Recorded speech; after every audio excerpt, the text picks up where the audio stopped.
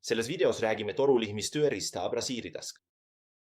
Enne kui meie e-poest ostad, kontrolli topelt, kas sa ei saaks seda koha peal parema hinnaga. Meie poes on Beerfaus, mis on Lõuna-Korea kaubamärk. See ongi. Seadmenumber on BC628+. Pluss moson on topeltkateruun.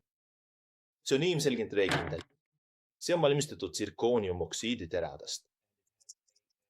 Ja sellel on kahekordselt kaetud polyesteralus, mis muudab selle veekindlaks.